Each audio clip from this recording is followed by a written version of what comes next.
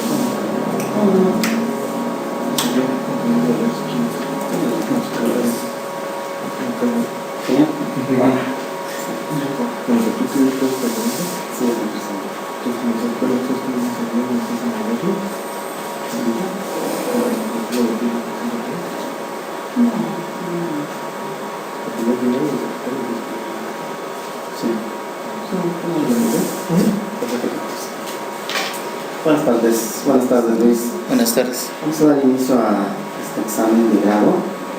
Va a estar dividido en 3 partes. Una presentación que nos va a hacer tú. Segunda fase del examen va a ser una sesión de preguntas de los sinodales. Y después de eso, la tercera fase va a consistir en la deliberación, en la cual nos dejarán solos para tomar la decisión nosotros. ¿Sí?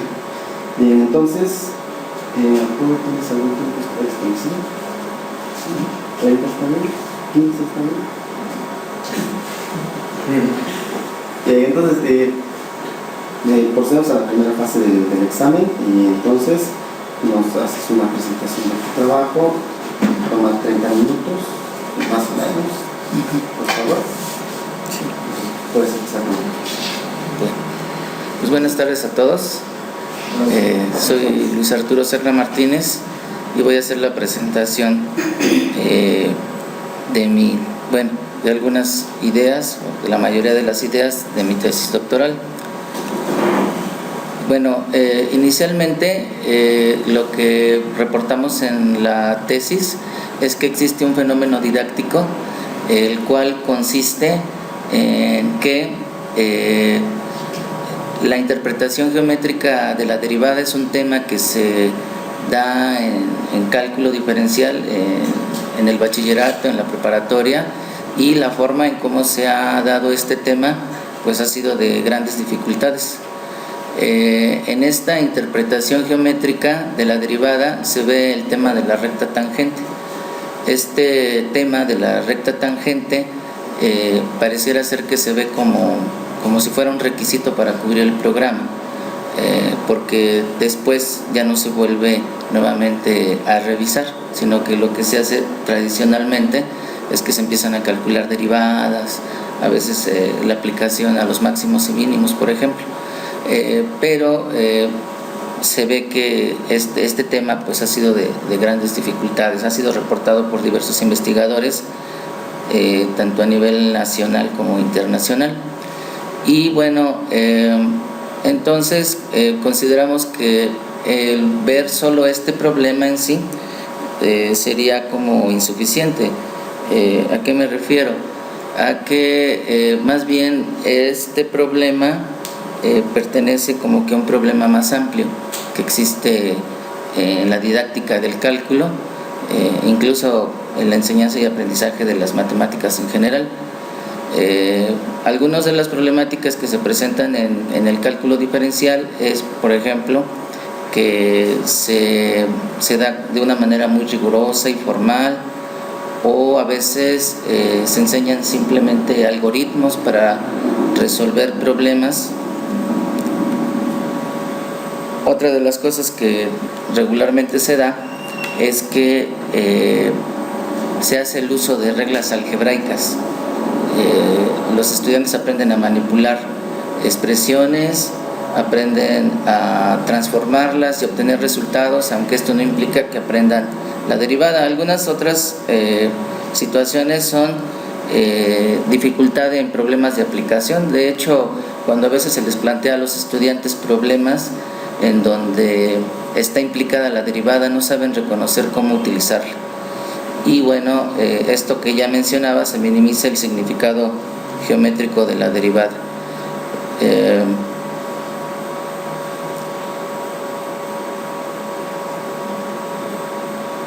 Otra de las problemáticas que surgen en el cálculo diferencial tiene que ver con los libros de texto que son utilizados. Estos libros, gran parte de ellos, llevan o tienen una manera de llevarse parecida a la del análisis matemático. Cuando vemos los libros de texto tradicionales, regularmente en ellos se ve, por ejemplo, se ven los números reales, después de los números reales se ven funciones, evaluación de funciones, límites, continuidad, derivada, máximos y mínimos. Muchos libros de texto siguen esta manera de llevar, digamos, la secuencia de sus temas. Además, también en los libros se presenta un problema, se presenta un teorema, por ejemplo, se muestra cómo se aplica y después a los estudiantes se les pide que hagan algo parecido. Y hay varios textos que se manifiestan en ese sentido. En este tipo de libros, digamos que el rigor y el formalismo es algo que está ahí muy presente, más que aplicaciones de los principios del cálculo para resolver problemas de las ciencias. Otra de las situaciones que se encuentran presentes en las problemáticas de cálculo tiene que ver con los profesores. Los profesores que han sido formados bajo estos programas, bajo estos libros, pues también conciben a la matemática así. Es muy frecuente que ellos la conciban como un sistema lógico y coherente de axiomas, postulados, teoremas y definiciones. Es decir, la consideran como un sistema de reglas asociadas lógicamente en donde no hay contradicciones. Este enfoque lo tienen muchos profesores y también están las creencias que tienen ellos con respecto a cómo se enseñan las matemáticas y el cálculo diferencial.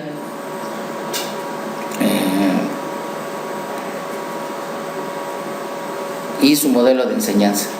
El modelo de enseñanza que los profesores regularmente tienen es que muestran un concepto, que aplican el concepto en algún ejercicio y que después le piden al estudiante que haga algo parecido.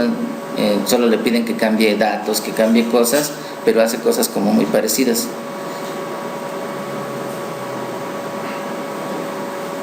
Bueno, otra de las situaciones que se encuentran presentes es los programas. Los programas de cálculo diferencial también siguen esta misma manera de enseñanza. Por ejemplo, esta secuenciación de temas que les comento se encuentra presente en los programas de cálculo. En particular en el programa del Estado de México, que ha sido desarrollado actualmente por competencias, como que este programa, antes de manejar la secuenciación de los temas, maneja un discurso que dice que se van a manejar las ideas de manera más intuitiva, en aplicaciones a la vida real. Pero cuando nosotros vemos el desarrollo de los temas, otra vez está como los programas anteriores. Entonces, aquí como que hay una contradicción entre el discurso que se maneja antes de que se enuncien los temas y la secuenciación misma de los temas. Además, el programa de cálculo diferencial del Estado de México, en donde yo participo, soy profesor en una escuela del Estado de México de bachillerato, el tema de la recta tangente lo tratan como se ha tratado regularmente en los otros libros, en los otros programas. Aquí, bueno, ponemos algunas de las cosas que nos pone de nuevo el programa, que son las competencias, que están basadas en ciertos ejes genéricos, y bueno, ahí está el programa. Una parte, específicamente la parte donde se estudia el tema que estamos tratando ahorita. Y bueno, esta es una de las imágenes que muestra el mismo programa, que es parecida a esto que les comentábamos, que es un problema que se presenta entre los estudiantes. Esto de que la recta secante se va moviendo y deviene en la recta tangente en un punto, ¿no? Como que va girando. Bueno, en nuestro estado del arte, lo que nosotros hicimos fue la revisión de algunos productos de investigación, algunas tesis de doctorado, de maestría, y también algunas, tesis específicamente que hablaban de pensamiento y lenguaje variacional y que estaban ubicadas en el siglo XVI, XVII y XVIII, que es donde nos vamos a ubicar sobre los temas que vamos nosotros a estudiar. Y bueno, algunas cosas de tipo histórica que nosotros estuvimos revisando es de estas que les comento. Y bueno, por ejemplo, Dolores comenta que el desarrollo histórico de las ideas matemáticas sugiere un camino que pudiera ser explorado en la enseñanza. Para que una persona alcance el nivel del pensamiento que alcanzaron varias de sus generaciones precedentes, es necesario que pase aproximadamente por las mismas experiencias de sus antepasados. Aunque bueno, hay que tener ahí cuidado con esa situación, no es repetir las mismas cosas así como se presentaron en el pasado, hay que cambiar la nomenclatura, hay que hacer algunas adecuaciones para el sistema actual. Y algo que se trabajó en siglo XVII por algunos matemáticos fue la variación y el cambio, que es donde nosotros nos vamos a enfocar. Bueno, aquí está el tipo de trabajos que nosotros revisamos en el estado del arte. Los dividimos como en dos partes, una que les llamamos de tipo histórico epistemológico. Este tipo de trabajos son análisis de fuentes históricas en donde son tomados en cuenta los contextos en los que nace el conocimiento, así como las ideas de tipo variacionales. Y otros tipos de trabajos que también se revisaron en el estado del arte es donde se proponen métodos didácticos que son productos de investigación en matemática educativa y que se encuentran bajo la línea de investigación del pensamiento y el lenguaje variacional. Es decir, de todos los trabajos que pudiera haber acerca de este tema, nosotros nos dedicamos exclusivamente a este tipo de trabajos.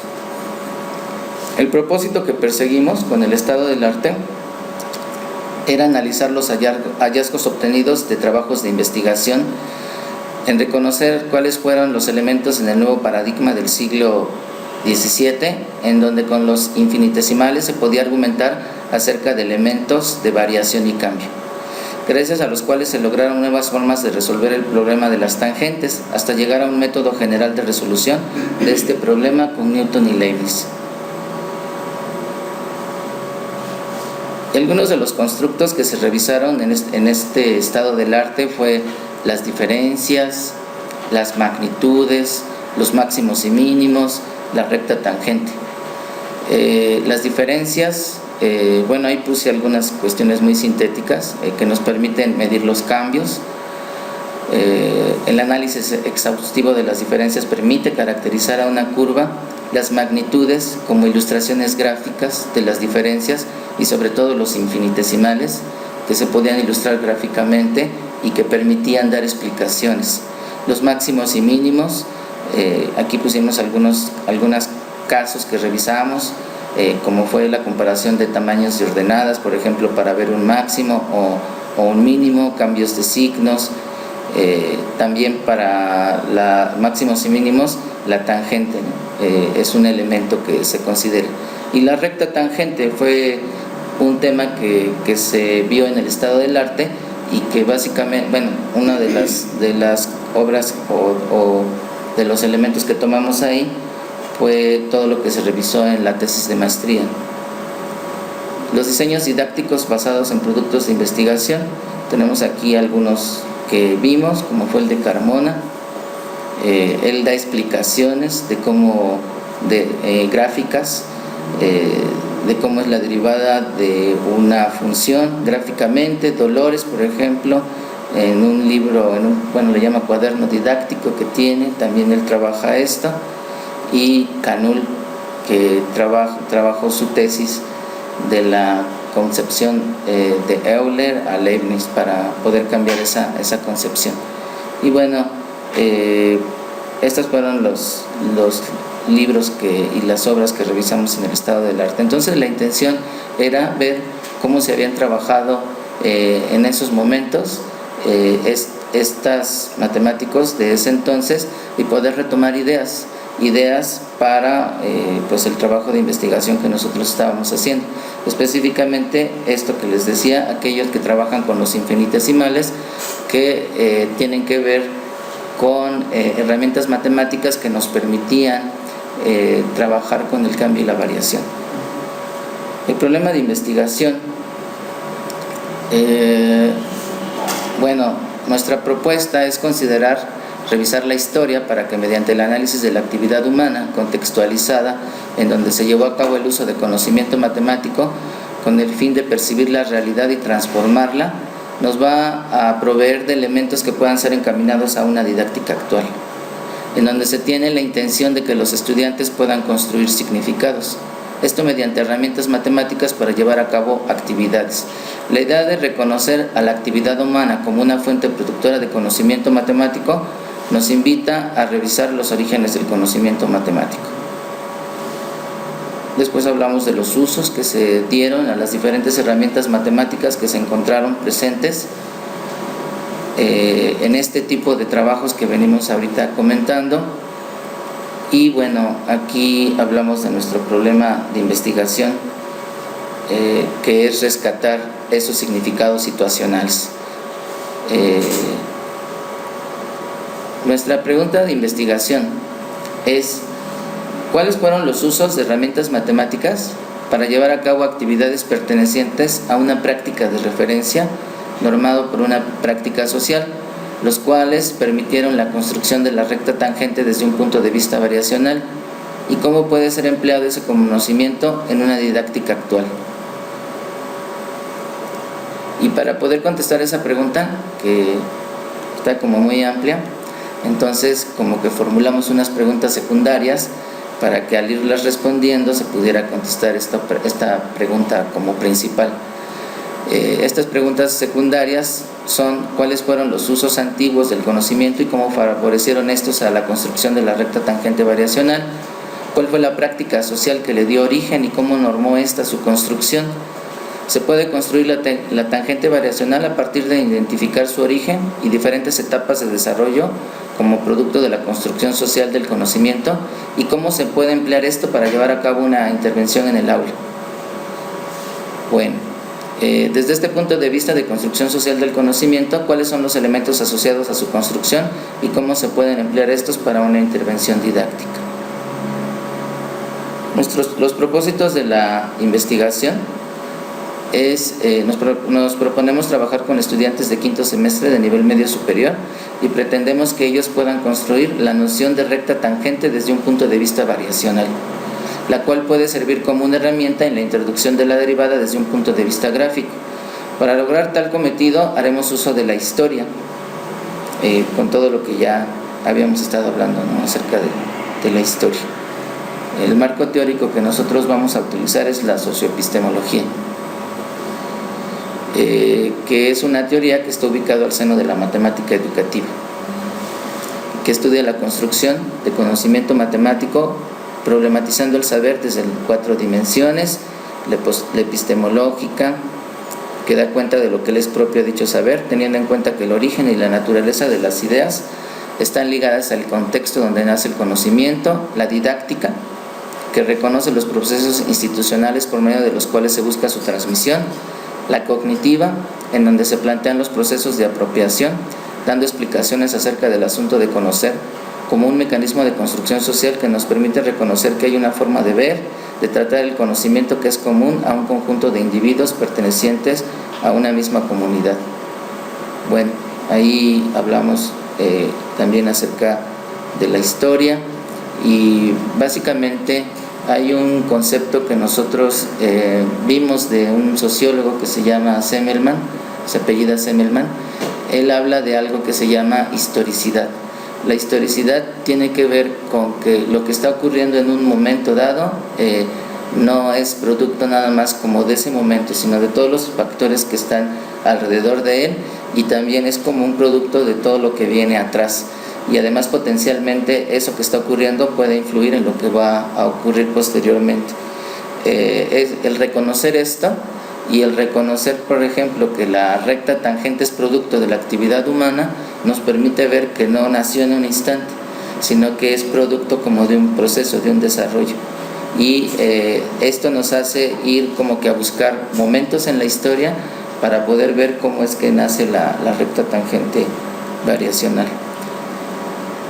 Y bueno, aquí tenemos la socioepistemología, que trabaja la parte social también, que acentúa el uso y la resignificación del conocimiento, normado por prácticas sociales, las cuales se infieren a partir de la actividad humana situada. Sin embargo, la pertinencia de considerar estas componentes se da siempre que se articula de forma sistémica en la explicación del fenómeno, es decir, en la explicación del cómo construimos conocimiento socialmente. Otra de las cosas que vamos nosotros a usar es algo que le llamamos la herramienta matemática. La herramienta matemática es algo que permite que la persona pueda hacer o pueda resolver un problema y sin que no pudiera haber hecho si no tenía tal herramienta, o no lo pudiera haber hecho bien o tan bien que como con la herramienta. Consideramos que la herramienta matemática es un producto de los colectivos, y que cuando se han puesto de acuerdo para utilizarla y para solucionar problemas se le conoce así como herramienta matemática. La práctica de referencia tiene que ver con el conjunto de actividades llevadas a cabo por grupos humanos, los cuales tienen una forma de proceder que no es arbitraria, sino más bien producto de un contexto situado en un escenario sociocultural. Es decir, hay una racionalidad contextualizada. Y bueno, surgen significados también.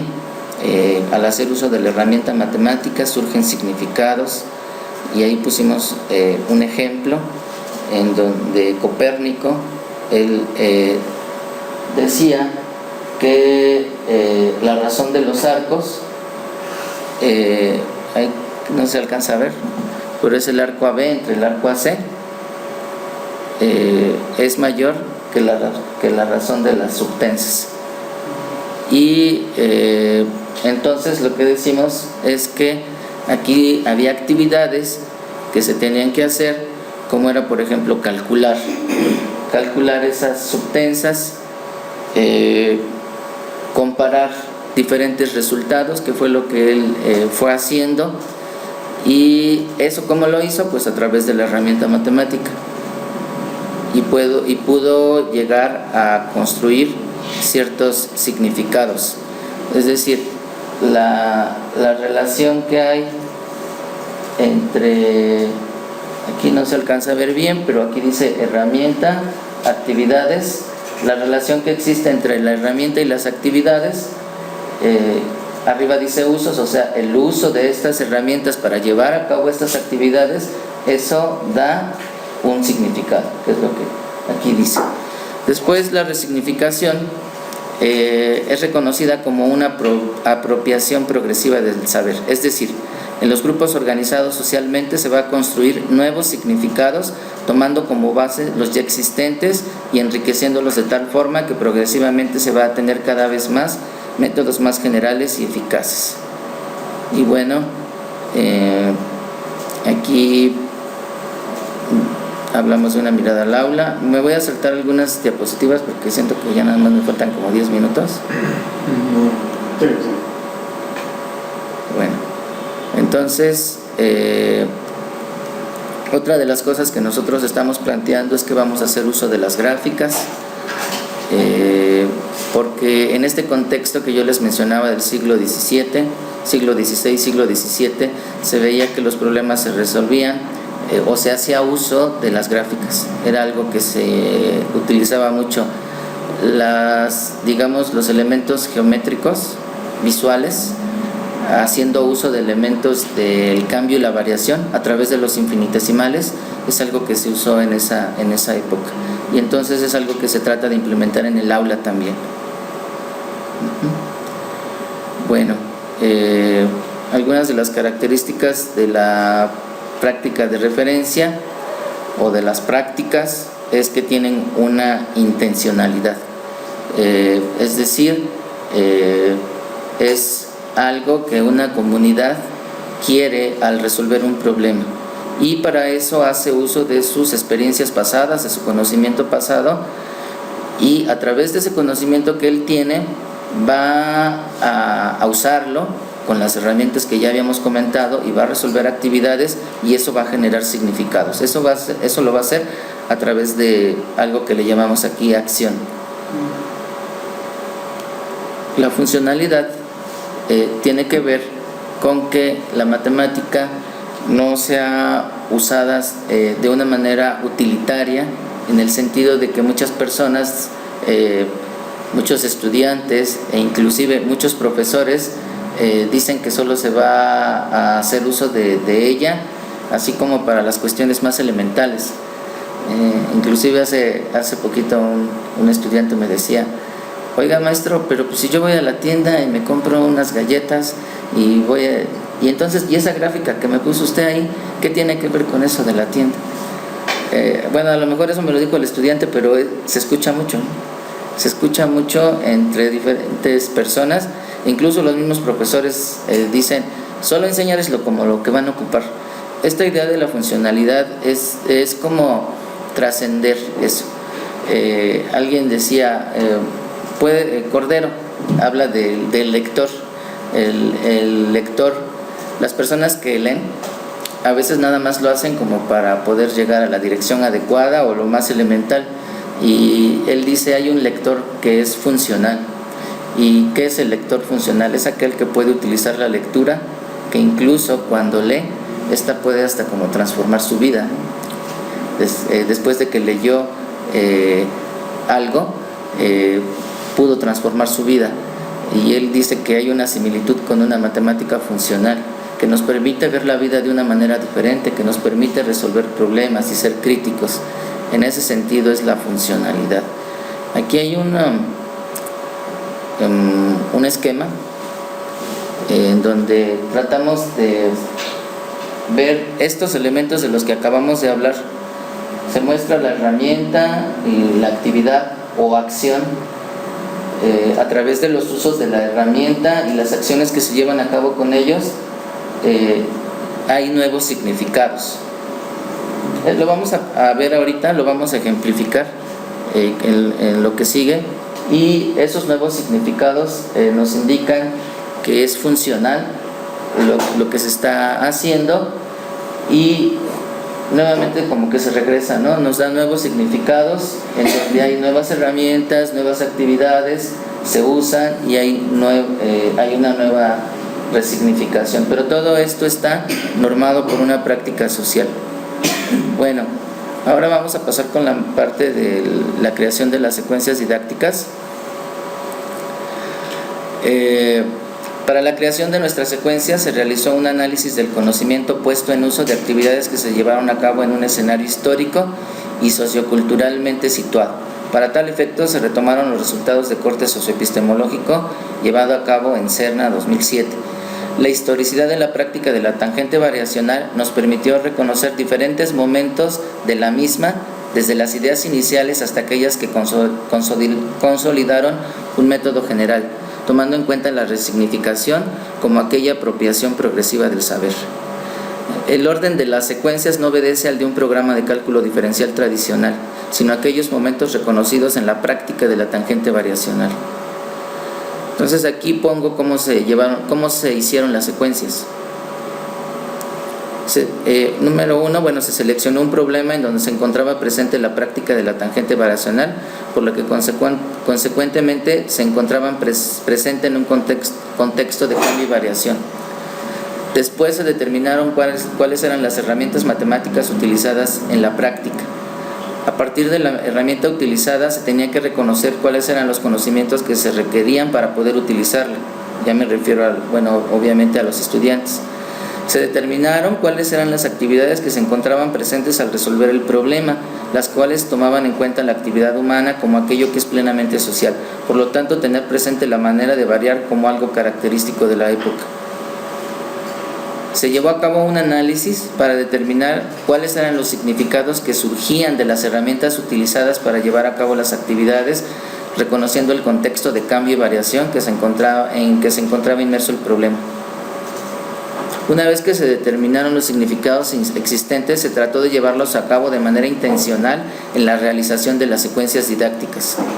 Después, se retomaron los problemas de los textos originales, adaptando el lenguaje matemático utilizado en esa época a un lenguaje usado en el sistema escolar vigente en donde se llevó a cabo la investigación. Las secuencias planteaban resolver un problema muy similar al revisado en los textos originales, pero ya adaptado, y se llevaron a cabo preguntas en donde se pedía argumentar para contestarlas. Las respuestas a las preguntas se podían contestar gracias a las actividades llevadas a cabo con el uso de las herramientas y haciendo uso de argumentos de cambio y variación. Había diferentes tipos de preguntas que hemos clasificado en categorías. Cada una de las secuencias, a excepción de la primera, utilizaba elementos construidos de la anterior, y con el uso de herramientas se podía construir nuevos conocimientos, siempre conservando como base las ideas y o nociones anteriormente construidas. En la primera secuencia se llevó a cabo reconociendo lo que los estudiantes habían estudiado en sus semestres anteriores, ya que se necesitaban usar elementos de geometría y aritmética. Al llevar a cabo los análisis de los textos originales, se observó que mediante el uso de las gráficas se podía construir argumentos y razonar a partir de la forma empleada en la secuencia, y determinando el funcionamiento se podía generar un desarrollo del uso del conocimiento, es decir, a partir de los usos de las herramientas se podía acceder a otro uso. La construcción de la secuencia utiliza los elementos del marco teórico utilizado y se trata de llevar a cabo de manera intencional el desarrollo de actividades mediante las cuales los alumnos pueden construir los significados propios de la práctica de la tangente variacional. Aquí muestro algunas de las categorías de las preguntas utilizadas.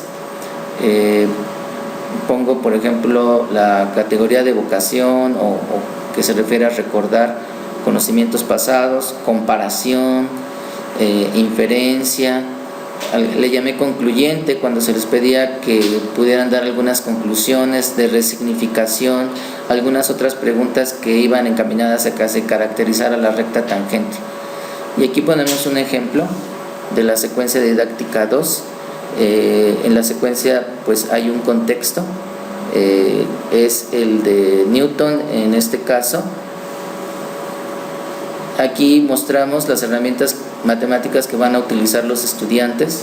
Ahí las ponemos: la semejanza, el cálculo del área, representación de intervalos, representación gráfica de una función, evaluación de una función, la pendiente. Bueno, ponemos las diferentes herramientas que se van a utilizar. Establecemos el vínculo con las secuencias anteriores, las actividades que se van a hacer, que son calcular, comparar, aproximar, inferir. Estas se van a llevar a cabo con las herramientas matemáticas que habíamos enunciado anteriormente, lo cual nos lleva a la construcción de nuevos significados. Por ejemplo, específicamente en esta secuencia se dice que es que en la secuencia 1 los estudiantes construyeron la idea de que si tenemos dos puntos infinitamente cercanos de una curva, en esa región la curva se comporta como un segmento. Retomando esta idea, y ahora en la secuencia didáctica 2, ese segmento además tiene una inclinación. Entonces se retoma lo anterior y se construye un nuevo significado a partir de lo que ya estaba anteriormente. Está el funcionamiento y la forma, que tiene que ver con la gráfica, las gráficas que se utilizan ahí. Aquí mostramos el funcionamiento. Decimos que se pueden formar triángulos rectángulos cuya hipotenusa va a coincidir con un pequeño arco. Entonces ahí se ven estos triángulos, el triángulo AS y el triángulo ADB, que inicialmente no son semejantes, pero que si los puntos B y C se van acercando infinitamente cercanos a A, entonces en esa región donde ya estén muy cercanos, ahí la curva se comporta como recta y van a llegar a ser triángulos semejantes. La secuencia permite que los estudiantes puedan llegar a estas conclusiones. La forma es la representación gráfica de dos arcos que coinciden en el mismo punto en donde se sitúan puntos de formas de triángulos rectángulos. Bueno, aquí ponemos algunas otras ideas y bueno, de este capítulo hablamos acerca de la recta tangente variacional, a la que ya le llamamos la práctica de la tangente variacional. Y bueno, después viene el análisis de los datos, viene la forma de trabajo. En este capítulo mostraremos los resultados obtenidos en la aplicación del diseño de las secuencias con los estudiantes. Hemos considerado organizar los resultados con base a las categorías que se encuentran presentes en nuestro modelo de construcción social del conocimiento, es decir, usos, herramienta, actividad, resignificación, práctica de referencia, funcionalidad y práctica social. Mostraremos los resultados obtenidos por cada una de las secuencias organizadas secuencialmente a partir de la secuencia didáctica. Bueno, entonces aquí bueno ya ponemos algunos ejemplos y no se alcanza a notar, pero ya mostramos evidencias de la secuencia didáctica 3. Aquí se le pide, por ejemplo, al estudiante que trace rectas tangentes en esos puntos. En esta secuencia ellos hacen uso de una idea propuesta por L'Hopital, que tiene que ver como que una curva está compuesta por pequeños segmentos infinitesimales ensamblados. Seguramente ustedes habrán visto que algunos estudiantes, a lo mejor en reportes de investigación o platicado con profesores, se les pide que tracen la recta tangente y a veces la cruzan, pero toca un punto. Y bueno, digamos que aquí se les pidió que trazaran en esos puntos y lo hicieron de esta manera, ¿no? Como se ve ahí. Y aquí ponemos algunas de las cosas que ellos contestan, en donde proponemos que lleven a cabo diferentes actividades, como la de inferir. Y bueno, algunos diálogos con los estudiantes. Aquí Joan nos dice que la recta tangente va cambiando de posición. Se pone una curva que abre hacia abajo y él va describiendo cómo las rectas tangentes van cambiando de posición. A lo mejor esto que les digo parece elemental, pero digamos que muchos estudiantes no pueden hacer esto, ¿no? Esta situación.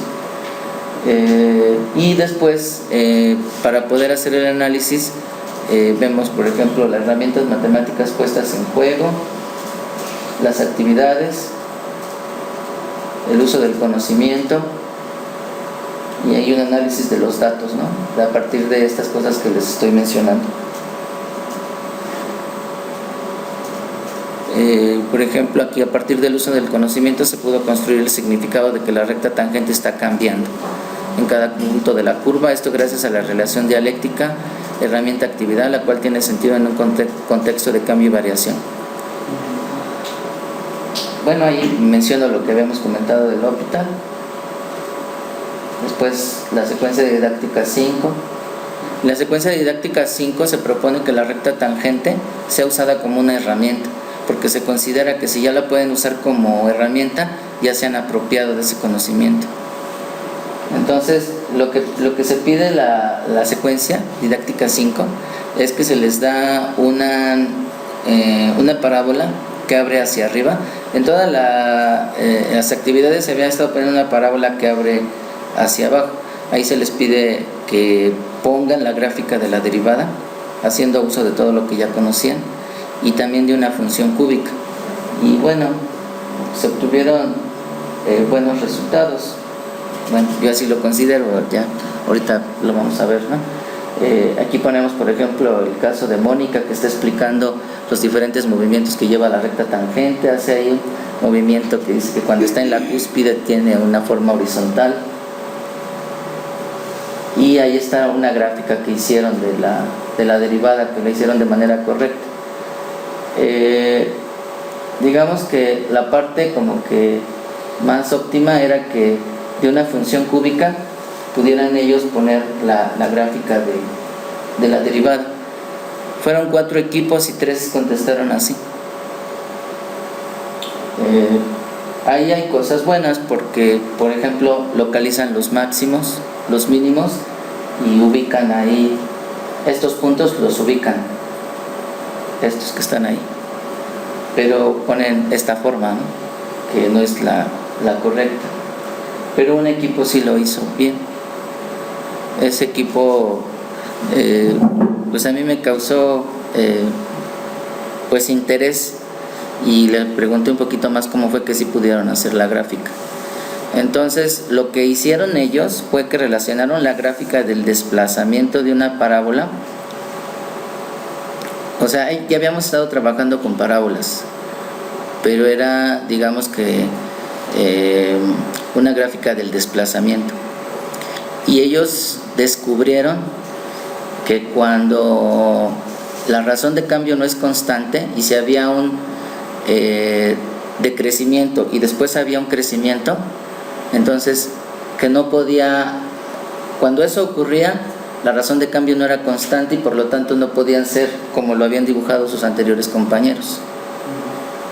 Entonces lo que dicen ellos es que se ve que en esta gráfica que nos está pidiendo la velocidad tampoco es constante, y como la velocidad tampoco es constante y como hay primero, como me dijeron ellos, hay primero un decrecimiento y después hay un crecimiento, y hacían referencia a esta parte, entonces no pueden ser rectas. Y fue eso lo que contestaron, eso fue lo que dijo el equipo. Y bueno, aquí están ya nuestras conclusiones. Las preguntas de cuáles fueron los usos antiguos del conocimiento y cómo favorecieron esto a la construcción de la tangente variacional. Contestar a la pregunta tuvo que ver con reconocer que el contexto sociocultural de la época fue decisivo en la forma de abordar los problemas planteados por las necesidades que se encontraban presentes en ella. El análisis de los usos del conocimiento primero nos llevó a plantearnos momentos clave en la historia, aquellos en donde se pudieron captar las primeras ideas iniciales de la construcción de la tangente variacional, y posteriormente ir retomando otros momentos históricos en donde se manifestaba un enriquecimiento de las ideas iniciales. Había otra pregunta por ahí: ¿cuáles fueron los primeros usos del conocimiento que propiciaron la construcción de la tangente? Aquí hablamos acerca de los procesos que se dieron, identificar los momentos de la historia, los contextos, la caracterización de las curvas fue uno de ellos. Por otro lado, nos fijamos en qué fue lo que acompañó y propició la construcción de la recta tangente, producto de una época en donde había una forma de mirar y de proceder. Fue el empleo de argumentos de cambio y variación, los cuales existieron y estuvieron presentes en una comunidad de matemáticos. La práctica social que le da origen y cómo normó esto su construcción, pues es la práctica social de la predicción. Esta es la que norma este tipo de trabajos. Y bueno, ubicamos a la predicción como aquello que normó la construcción de la práctica de la tangente variacional.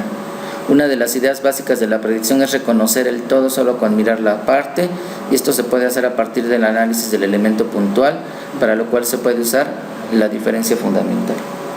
Y bueno, cuando nosotros veíamos estos comentarios que hacían los estudiantes acerca de la curva, acerca de que durante el desarrollo de la secuencia se les decía, por ejemplo, en 2 segundos, tendrá la misma velocidad que en 5, que en 6, y ellos daban sus argumentos explicando que no era así, hablando por ejemplo en términos de lo que es digamos también la predicción, ¿no? Algunas ideas que se tenían que tener presentes para poder llevar a cabo estas secuencias didácticas es que una curva se comporta como un segmento siempre y cuando se tengan 2 puntos de la misma infinitamente cercanos. se puede considerar que un punto es un segmento infinitesimal. Un segmento infinitesimal, como parte de una curva, tiene una inclinación, es decir, una pendiente, la cual nos da información acerca de la razón instantánea de cambio. Al extenderse este pequeño segmento infinitesimal en ambos sentidos, se forma la recta tangente. La recta tangente consecuentemente tiene propiedades comunes al segmento infinitesimal. La curva puede ser la representación gráfica de un fenómeno físico, de hecho eso lo estuvimos trabajando en las secuencias. La recta tangente se puede usar como una herramienta matemática gráfica que permite caracterizar a una curva.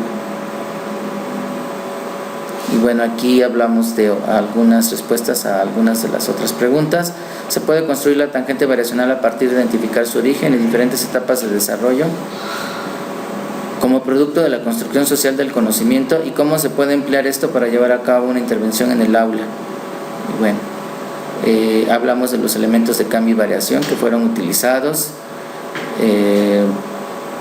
el estudio de los fenómenos físicos, en lo cual orientó la construcción del conocimiento matemático y también del de nuestras secuencias. Bueno, ¿cuáles son los elementos asociados a su construcción y cómo se pueden emplear estos para una intervención didáctica? Y bueno, aquí mencionamos estos elementos que ya habíamos estado platicando, que son los usos, las herramientas, las actividades, la práctica de referencia, la significación, la funcionalidad, la práctica social, que se muestran aquí, que ya habíamos visto, ¿no? Y bueno, consideramos que el método pues nos sirvió para llevar a cabo la construcción de las secuencias. De hecho, consideramos que la mayoría de las cosas que se pretendían hacer se lograron. A lo mejor hubo algunas que no, pero fueron una minoría. Finalmente podemos decir que los elementos mostrados en nuestro modelo de construcción social del conocimiento nos han servido para identificar aquello que se encuentra presente en la construcción de significados, por ejemplo, los usos, herramientas, actividades, así todo lo que ahorita ya les había comentado, hacer diseños de secuencias didácticas que tomen como base el modelo que mostramos, y este modelo también nos sirve como unidad de análisis de los datos obtenidos después de implementar el diseño didáctico elaborado. Y bueno, pensamos que esto a lo mejor se puede seguir utilizando. Esto nos permite secuenciar los temas no de una manera como está puesto en el currículo, sino de una manera como en la historia nos muestra que se fueron construyendo los conceptos. Por ejemplo, me ha hecho pensar ¿por qué estudiamos en el bachillerato límites? Y digamos la historia nos ha mostrado que estos se desarrollaron, digamos así como que después de Euler en adelante se empezaron a desarrollar, porque la construcción de la idea de la razón de cambio instantánea todavía no estaba en los límites. Entonces, ¿por qué se hace así en el bachillerato? ¿Por qué no seguir a cabo lo que la historia nos ha mostrado? No quiere decir que nos enseñen límites, pero que podemos utilizar estos elementos.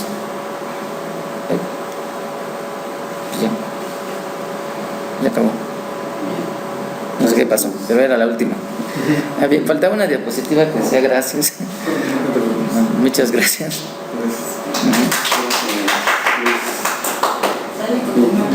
¿Continuar?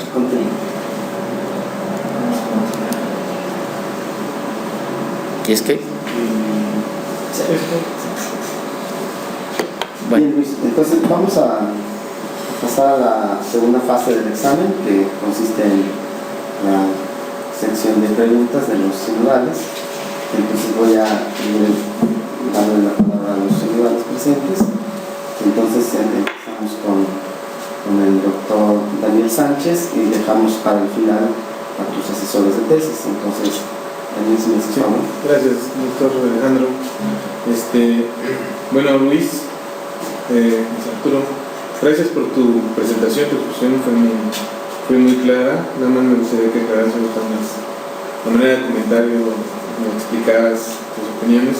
Por ejemplo, en las secuencias didácticas que nos comentas, platicabas que la primera era solamente para que tú supieras en qué estado estaban tus estudiantes respecto a los conocimientos superiores de matemáticas. No tenía ninguna función para las secuencias siguientes, ¿correcto? No. Todas las secuencias, a excepción de la primera, hacían uso de lo construido en la anterior. Pero la secuencia didáctica 1 pues no tenía una anterior, ¿no? Porque era la primera.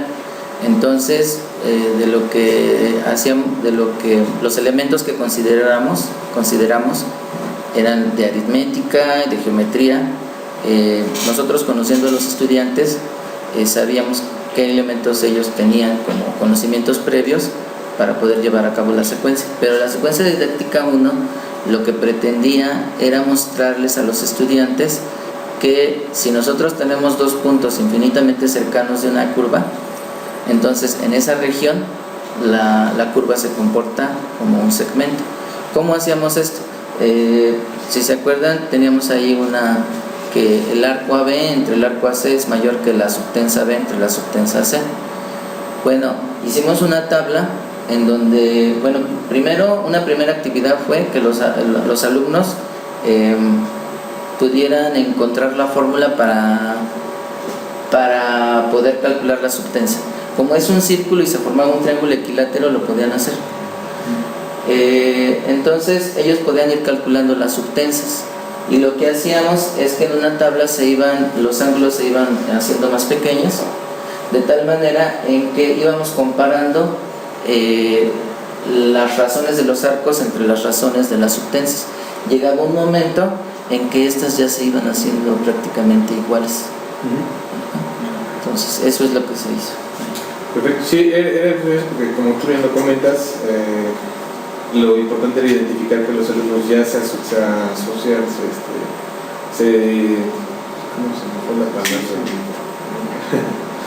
socializaran, ¿no? las herramientas matemáticas que iban a utilizar más adelante en las otras secuencias. Correcto, que las volvieran a asociar y que las recuperaran. En función de esto, ¿cómo los viste tú? O sea, ¿cuánto tiempo te tomó llevar a cabo esta secuencia? Y en general, ¿cuánto tiempo te tomó implementar todo tu experimento? ¿Cuánto tardaste? ¿Y cada experimento cuánto tiempo te tomó? Con los estudiantes que llevamos a cabo esto, tardaron como 4 horas más o menos, como 2 sesiones de 2 horas. Aunque la verdad yo la he vuelto a implementar en grupos numerosos. Y sí se tardan más. Es que en la primera experiencia pues eran 4 equipos, pero cada equipo eran 4 o 3 personas. Y ahora con los grupos completos sí me lleva como 5 horas cada secuencia más o menos. Okay.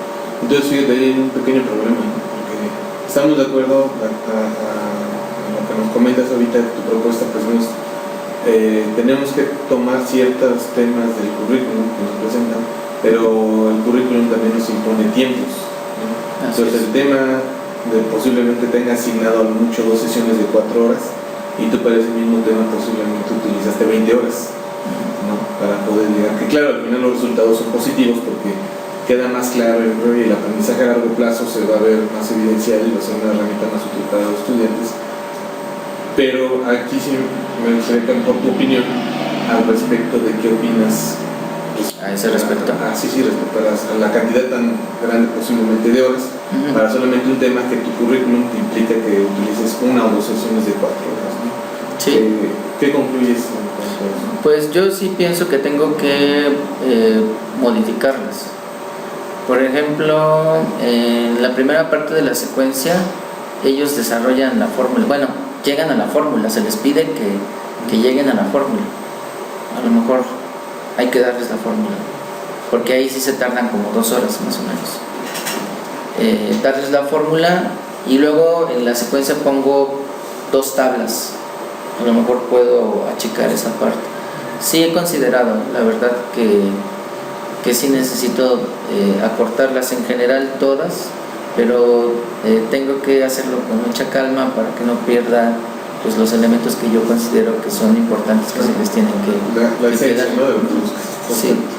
Ahora, al final de las secuencias yo estaba viendo que hablabas mucho de ya conceptos como velocidad y velocidad, ¿no? Que al final es acercarnos a esta razón de la derivada como tal, como la recta tangente para una función, y lo más concreto en cuanto a aprendizaje pues es en la función de velocidad, una razón de cambio, ¿no? De distancia respecto al tiempo.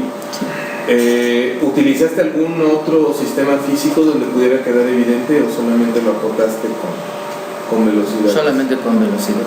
Y digamos, ¿cuál otro podrías adicionar lo que se te ocurriera? Pues cualquier fenómeno, ¿no?, que pudiéramos nosotros representar mediante una función lineal o cuadrática. Áreas, por ejemplo, que son cuadráticas. También podemos hablar, por ejemplo, del gasto, cantidad de litros sobre segundo, no sé, la densidad. Exacto. Sí, está muy bien. Esos son comentarios, ¿no? Que al final tú tienes que empezar a diversificar. Los muchachos a nivel bachillerato por lo general están con esa inquietud de ver hacia dónde debería estudiar, ¿no? Dirigir una formación profesional ya más en forma, ¿no? Claro. Entonces estamos de acuerdo que en muchas disciplinas, prácticamente todos usamos matemáticas y todos tenemos un conocimiento físico, ¿no? Sí, por ejemplo, puede ser en astronomía, ¿no? Cómo se mueven las estrellas, ¿no? En cuestiones de latidos del corazón, por ejemplo, para las que gustan médico-biológicas y cosas por el estilo. La idea es que, pues, alentándote a que continúes con esta investigación, pues pudieras ir viendo la manera de complementarlo tal que yo pueda tener al menos unas 4 o 5 disciplinas donde los estudiantes pudieran ver ese fenómeno, pudieran encontrar la relación de la derivada, y ya ellos lo llevarían a un diferente contexto. Dirían, bueno, saber que eso se veía para medicina, por ejemplo, no quiero ser médico, y eso es importante porque así ya no quedarías tan limitado, ¿no? Porque a veces la otra parte negativa que tenemos con los estudiantes es que piensan que todo es como física y matemáticas, ¿no? Y se acota, y al acotarlo van a decir, no, pues no me gusta. Sí. Bueno, es un comentario a la larga, que eso es lo bueno de estos trabajos de investigación, ¿no? Que vayas abriendo de camino, vayas generando tus líneas de investigación y pues tú ya más adelante, como futuro doctor, pues puedas ir viendo más mayor pertenencia y tener un mayor alcance. Sí, sí. Por eso esto de que mi relación con un fenómeno físico. Ya voy a concluir, son un par de preguntas más.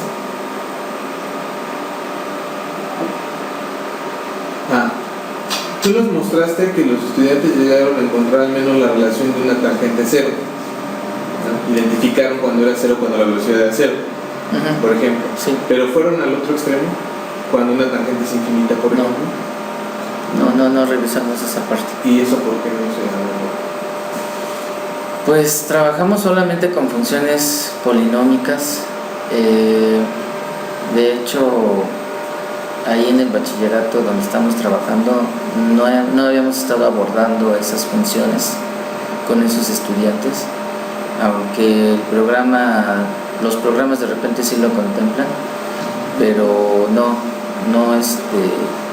básicamente fue por los estudiantes que ¿Y tú lo considerarías útil incluirlo? ¿Es el que vieran ese extremo, cuando una tangente es cero y cuando una tangente es infinita? Pues sí, porque es algo de lo cual pudieran ellos utilizar posteriormente. Sí, más adelante. Tengo un infinito aquí, ¿por qué está entre cero? Y ya eso genera aparte un conflicto, ¿no? De aprendizaje cognitivo muy importante, ¿no? Que podría generar una curiosidad con ellos, ¿no? Y bueno, esto ¿qué tanto, ya como profesor, ya hablándolo, al final tú vas a empezar, posiblemente de aquí en adelante, ya una actividad científica, ¿no? Ya vas a ser una persona que va a tener que aportar a la disciplina. Esto es un aporte a la disciplina como tal, realizarse una investigación, un estudio del arte. ¿Y qué tanto, digamos, tu institución le has hecho patente el uso de esta secuencialidad, ya con tus colegas al menos? ¿Cómo situarías tu investigación respecto al estado actual en la educación en México y más particular en los bachilleratos del Estado de México? Bueno, ahí en la institución te están llevando todos, porque he platicado con ellos y se han convencido que es bueno. Es más difícil cuando ya hablamos de llevar a cabo esto a nivel estatal, por ejemplo, que sería como que la otra parte, ¿no? Porque en general un profesor, cuando se le comenta acerca de hacer algunos cambios acerca del programa, a veces hasta se asustan. O sea, los hemos escuchado y hemos estado en reuniones con los maestros de matemáticas y dicen que el programa se tiene que ver tal cual. Entonces, poco a poco se ha ido platicando con las autoridades y parece ser que lentamente van escuchando algunas ideas. Al menos ahí, digamos, a nivel de la escuela sí, y a nivel de la zona, un poquito más. Pero a nivel estatal, pues yo creo que todavía nos hace falta llegar.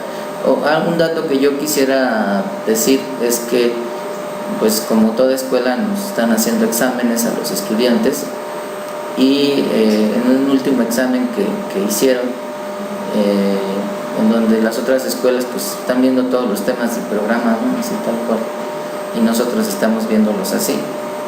Salimos ligeramente arriba de ellos, ligeramente, pero bueno, ellos se supone que el examen lo hicieron con esos temas, además, con esos temas.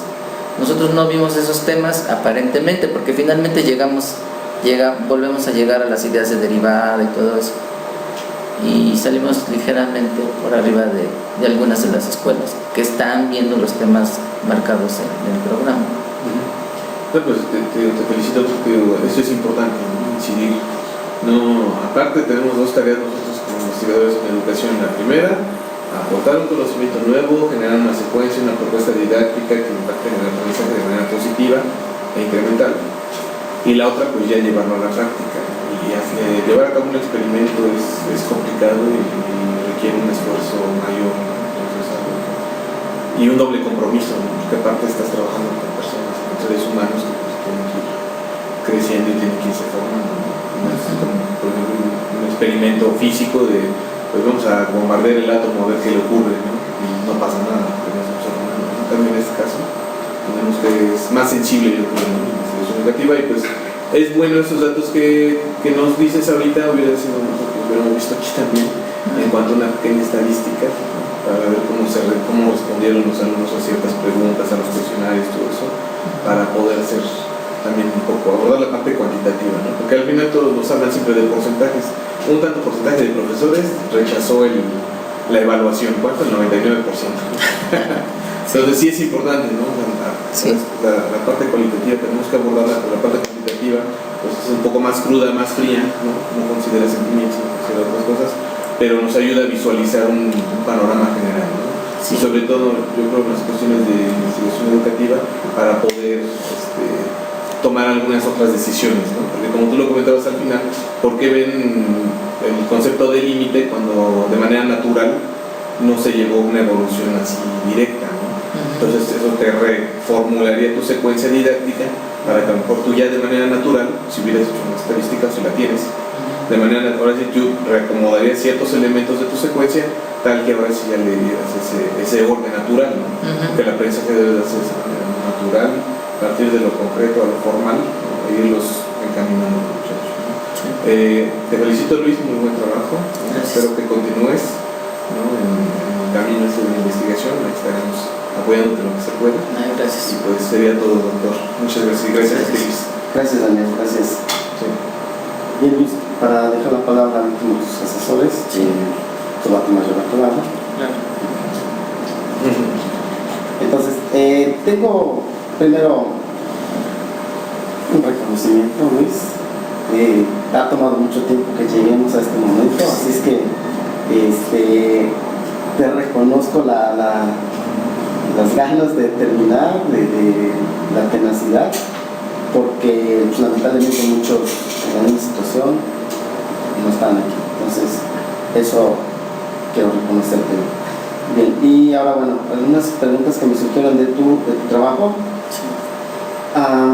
Bueno, lo primero, cuando hicieron la parte esta de la revisión histórica y epistemológica,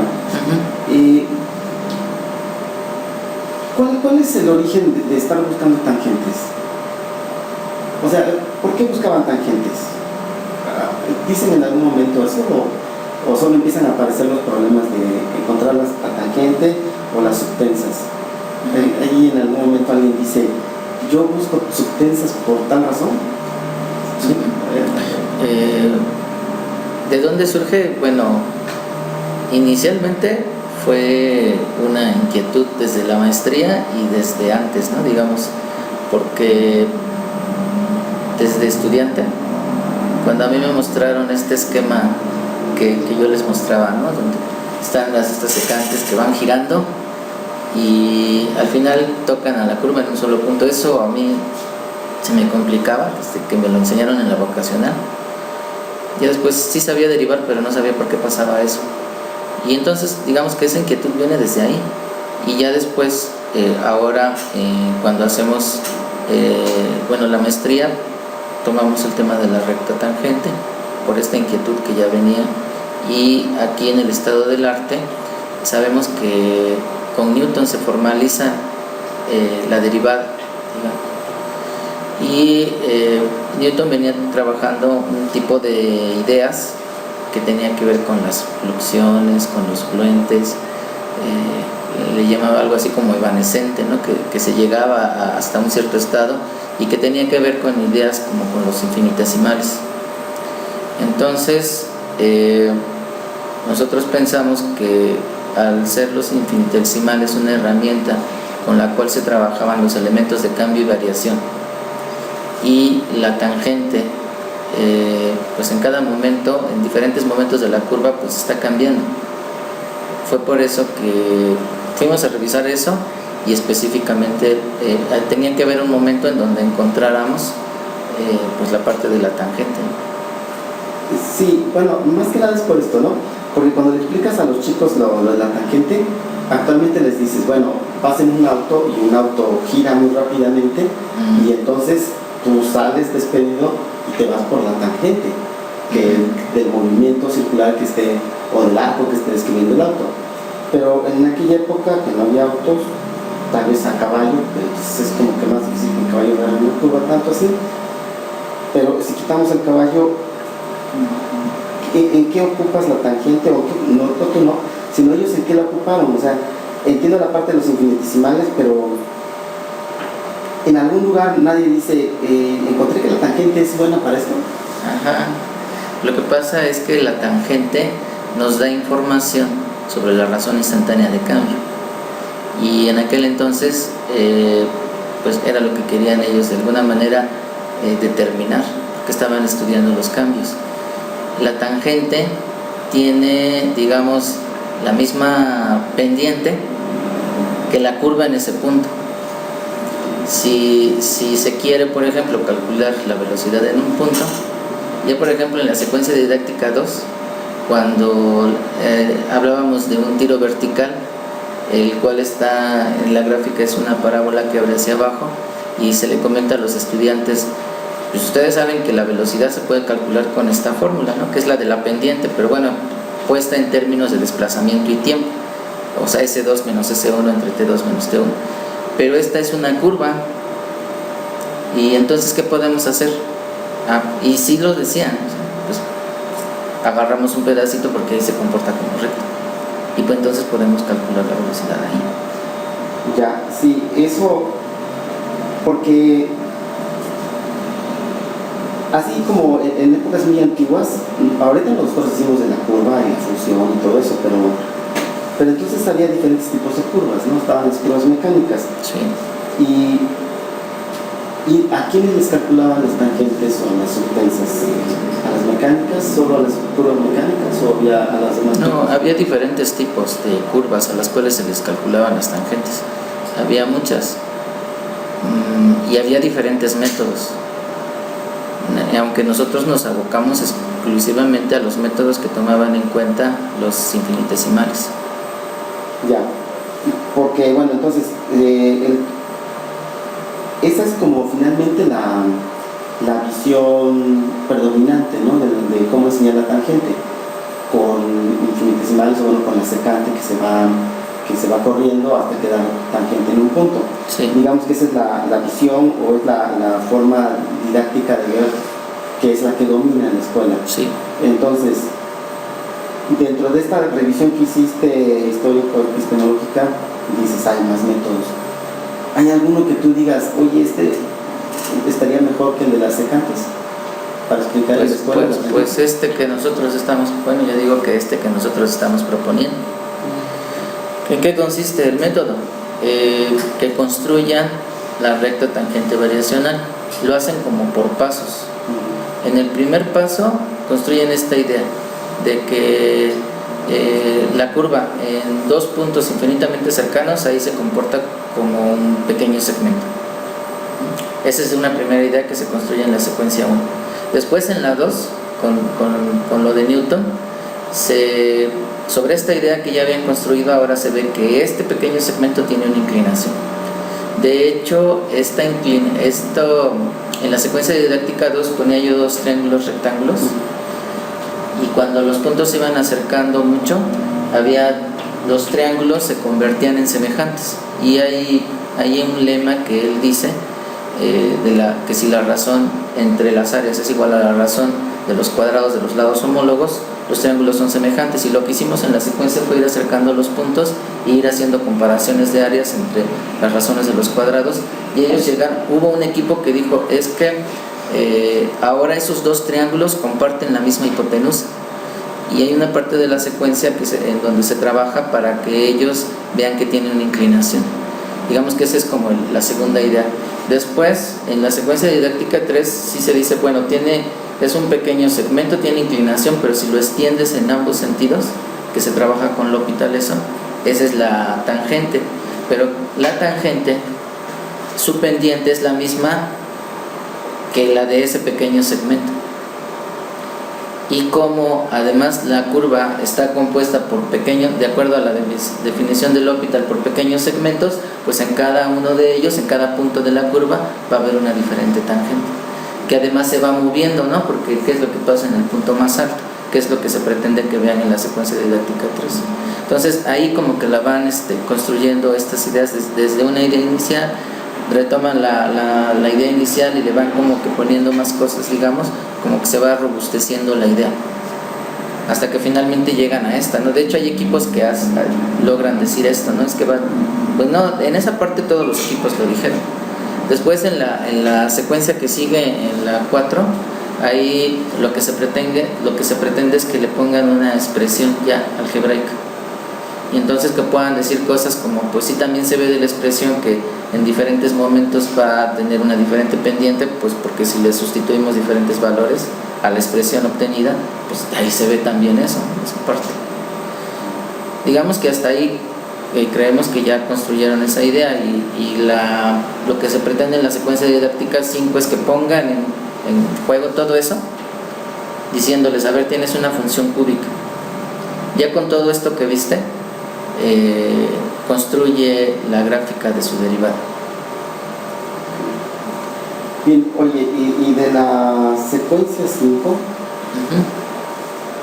¿qué es lo que tú esperabas que construyeran y qué tanto llegaron a construir los chicos? Yo esperaba que construyeran la gráfica, ¿no? de la parábola. Completamente. Sí, y tuvieron una aproximación, me parece buena. Ya vieron, ¿no? La gráfica que estaba así. Pero un equipo sí lo pudo hacer. De 4 equipos, uno sí la construyó así tal cual, como una parábola, y daban sus argumentos de por qué sí la construyeron así. ¿Y qué características tenía ese equipo? O sea, ¿ahí estaban los buenos del salón? ¿O ahí simplemente ellos sí trabajaban los cursos del extranjero? ¿O simplemente a lo mejor sí recordaban las 4 secuencias anteriores y por eso la pudieron construir, y los otros se perdieron en algún momento y por eso no pudieron concluirlo? ¿Tú cómo te explicas que los otros 4 no hayan podido y este sí? Cada equipo era de un grupo diferente. Yo platiqué con los maestros y les dije que sí podían hablar con sus alumnos, porque estuvimos trabajando incluso en diciembre, ya en vacaciones, y los chavos estuvieron conmigo. Ese equipo era del grupo 1 y sí eran más avanzados, o sea, sacaban mejores calificaciones en matemáticas. pero yo creo que lo que ellos dijeron me puede servir para hacer nuevas preguntas y que pongan su atención en una próxima secuencia a los estudiantes, digamos, que no son tan buenos como ellos, para que puedan hacer mejor esa construcción. O sea, lo que quizás pasó es que se hayan perdido en alguna parte del proceso y por eso no llegaron al final,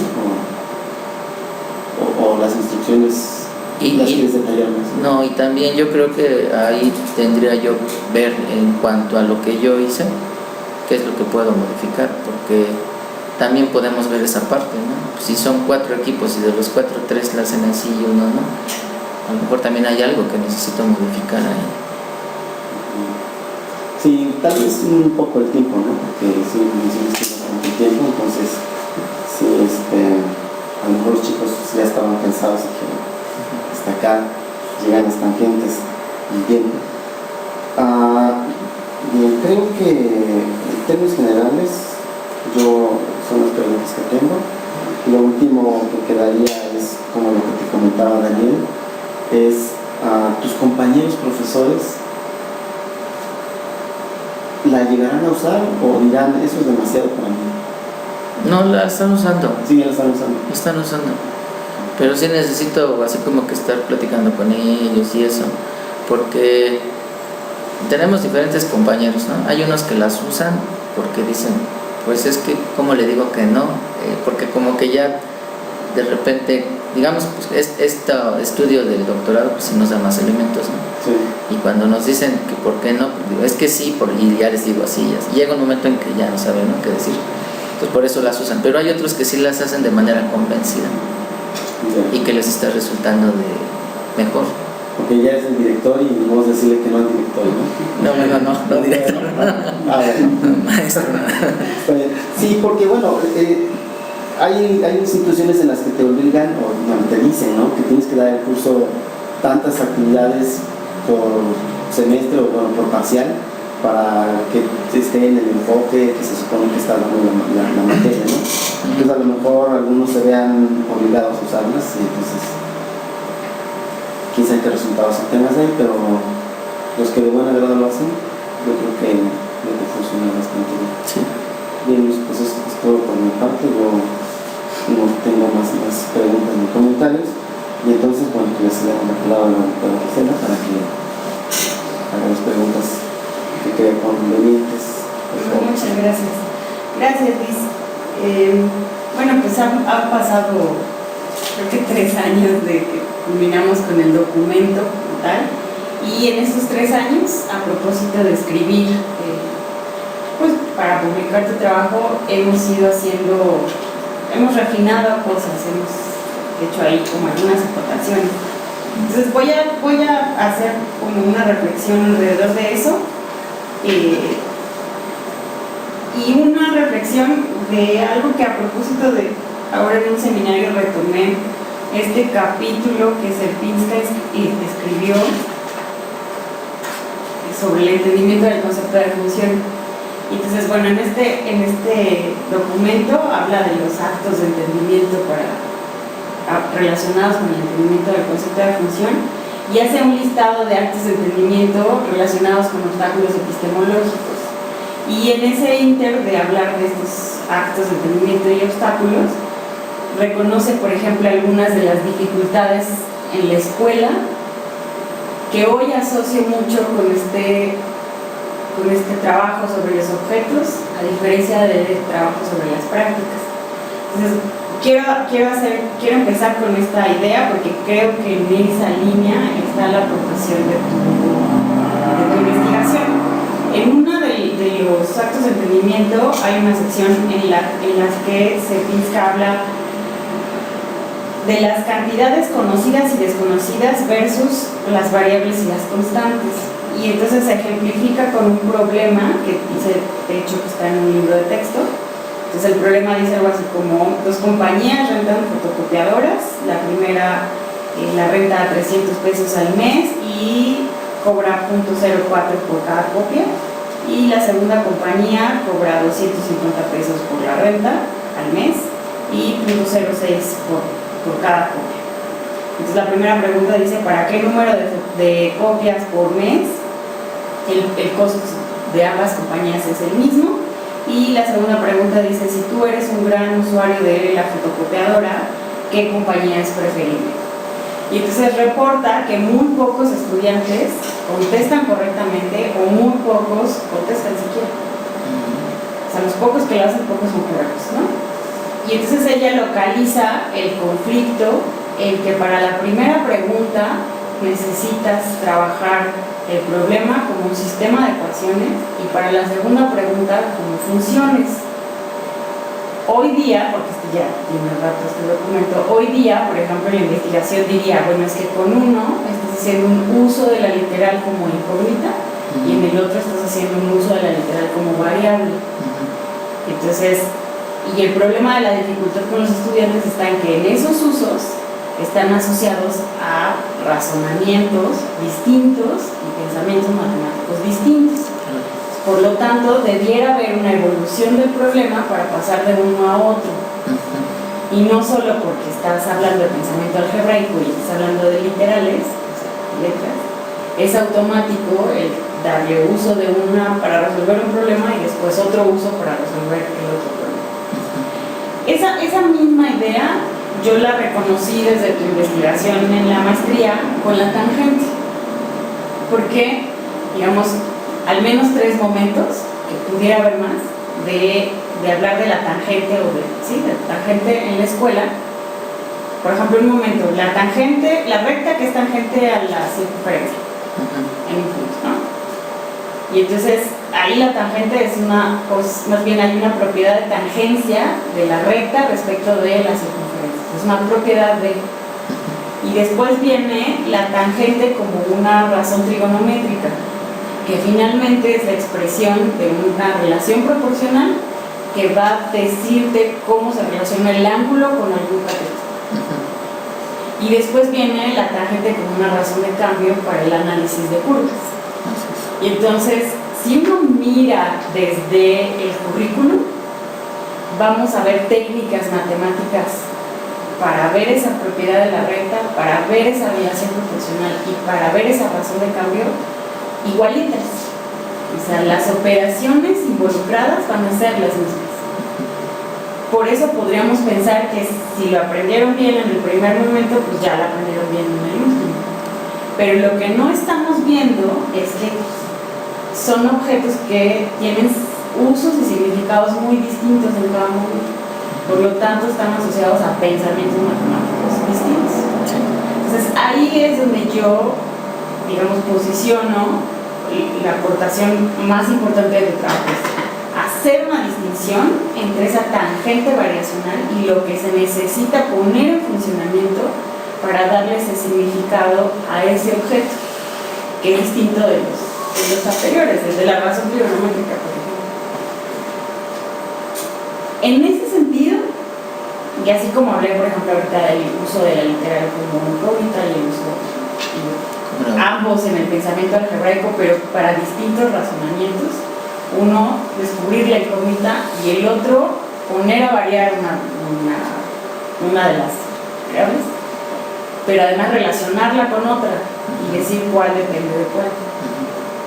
En esa misma, digamos, como sentido, ¿qué observas tú en los estudiantes en esta secuencia respecto de sus razonamientos en el momento de poner en uso este objeto?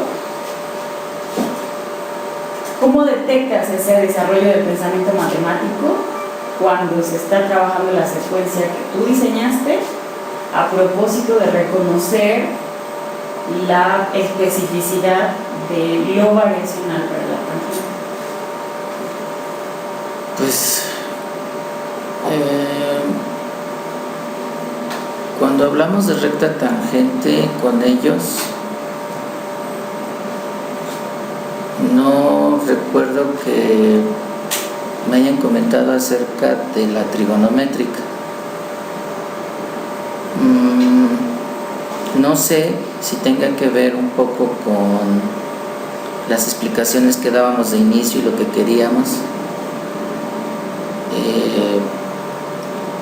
de repente cuando ellos tenían alguna confusión, no les resolvía las cosas, pero les decía, a ver, ¿ya identificaste las variables?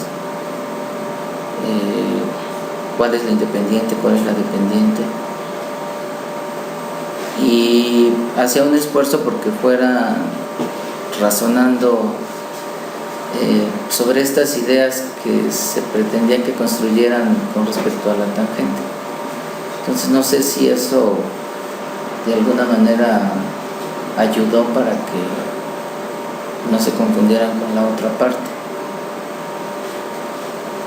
Por ejemplo, en las primeras, a ver, en la primera secuencia, en la primera actividad,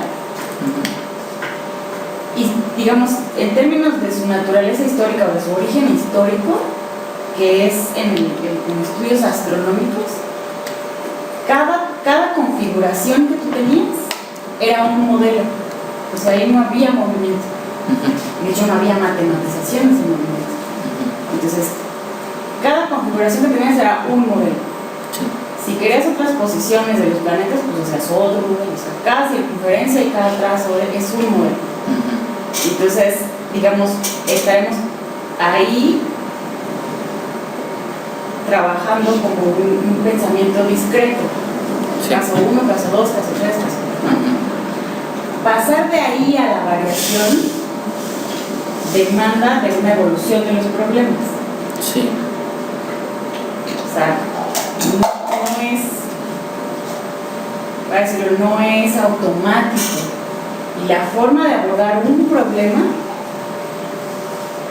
tiene que hacer uso de argumentos y explicaciones distintos de ese a cuando pasas a hablar de movimiento. Sí. ¿Eso lo viste con tus estudiantes? Bueno, en las secuencias no, en el curso.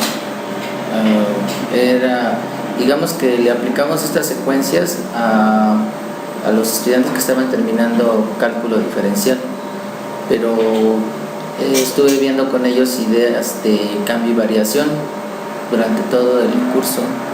Estuve trabajando con este libro de elementos de cálculo, estuve también trabajando con el cuaderno didáctico de Crisólogo Dolores, y pues tratábamos de trabajar mucho con estas ideas, ¿no?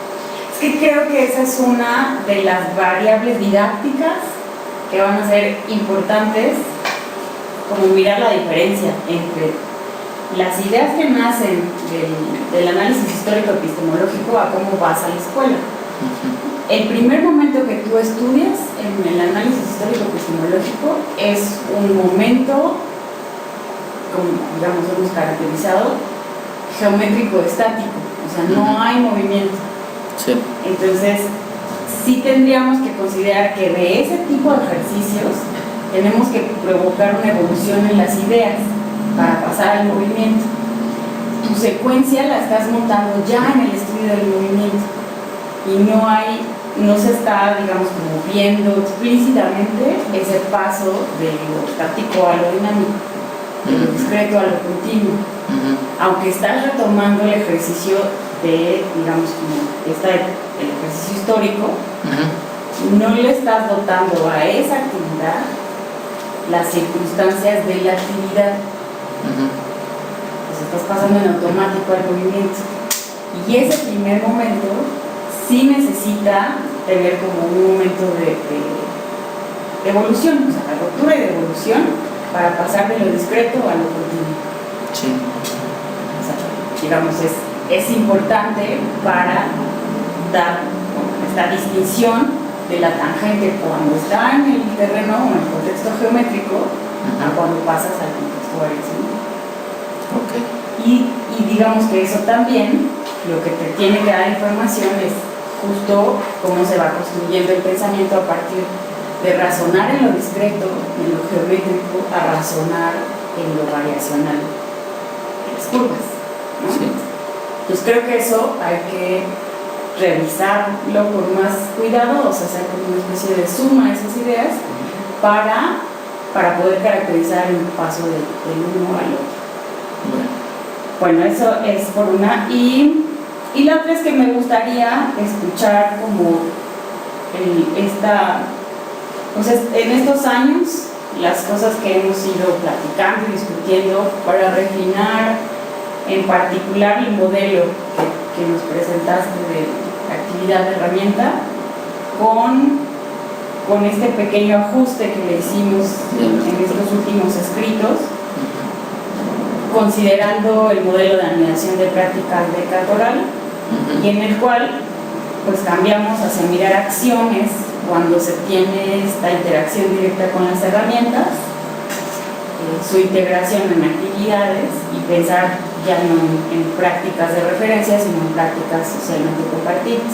Sí. O sea, me gustaría que me contaras cómo sientes esa refinación del modelo y si te sirve en tanto tu práctica profesional continua, todos los días, si sientes alguna diferencia entre el uso de estos componentes teóricos a los componentes teóricos que estabas utilizando originalmente. Sí.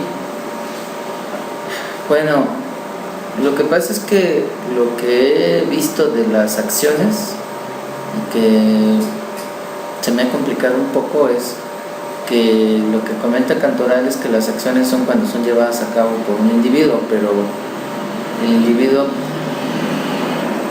también es una persona que vive en sociedad, en una comunidad. Entonces como que de repente cuesta trabajo poder distinguir entre acción y cuando ya pasó a ser como actividad, pero creo que la actividad es cuando como que se colectiviza y como que se han puesto de acuerdo entre algunos para llevar a cabo algo, y creo que el modelo que propusimos me parece bien. No lo traje ahorita, pero sí se refiere a que la persona está llevando a cabo acciones, ¿no? Como esas que ahí puse, pueden ser acciones llevadas a cabo por un individuo, y cuando se comparten y se colectivizan, digamos, y si hay un acuerdo, es a lo que se le llama actividad. Ahí estoy de acuerdo en esa parte. Lo que me queda un poco de inquietud es en cuanto a la cuestión de la práctica de referencia, porque lo que he visto que dice Cantoral es que la práctica de referencia está asociada con una institución, por ejemplo los ingenieros, los químicos, los biólogos, y que además como que esta institución como que a los nuevos ingenieros les va como que transmitiendo esas formas de hacer. Y en mi experiencia, en esto que estudiamos, es, por ejemplo, esta gráfica que se hace así, de la parte de una parábola, este es un dibujo que se encuentra presente, o es una gráfica que se encuentra presente como por casi 100 años, y así lo ponían siempre. Yo creo que tiene que ver con las cuestiones que estudiaban. Por ejemplo, si era así y era en el primer cuadrante, el tiempo, por ejemplo, que eran algunas de las variables que ellos estudiaban, pues siempre va hacia la derecha, nunca va para atrás, ¿verdad? Entonces mi inquietud es porque también siento como que era una institución, pero no me queda, no estoy totalmente convencido, la verdad, de ello, que fuera práctica de referencia. No lo sé. Yo creo que también puede ser una práctica socialmente compartida esta parte, ¿no? Que yo le puse práctica de referencia. Es que inicialmente así le había puesto ya, la tesis ya estaba, ¿no? Entonces así también la dejé, pero yo creo que necesito ahondar más en esto y convencerme bien de cuál de las dos es, ¿no?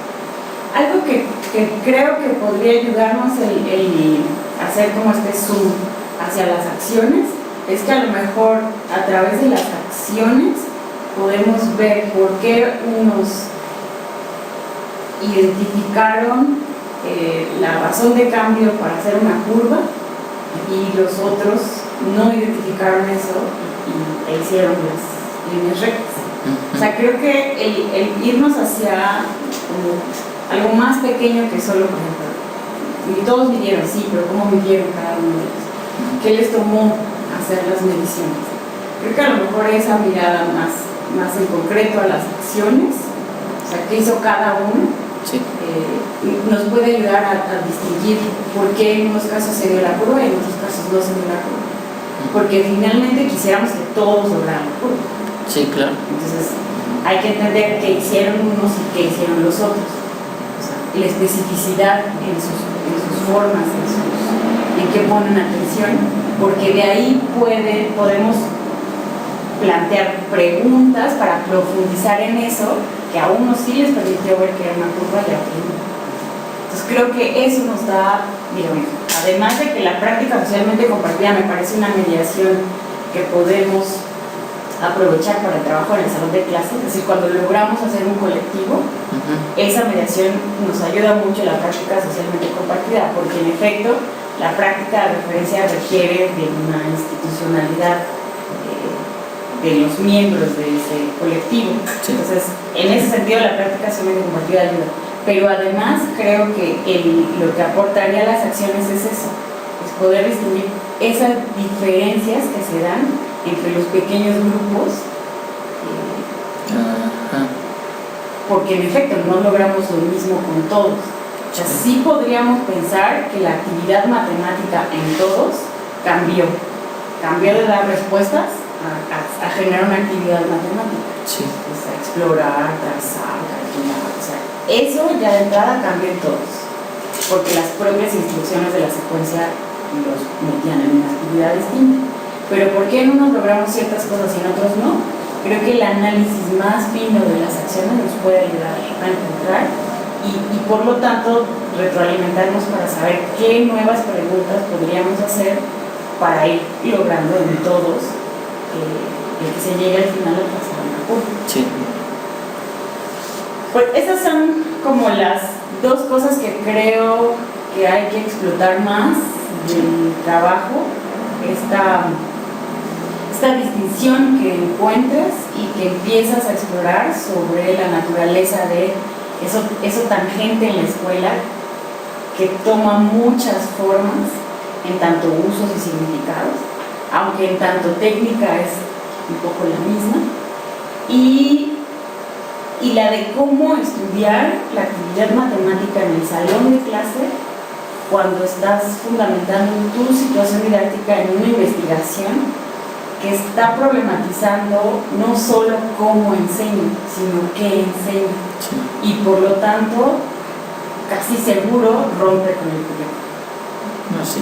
Entonces, tu trabajo nos está, digamos, como mostrando, y por eso la idea de cuando los escritos de separarlos, porque ese tránsito de la investigación a la innovación no es fácil y es aún más difícil si estás rompiendo con el currículum.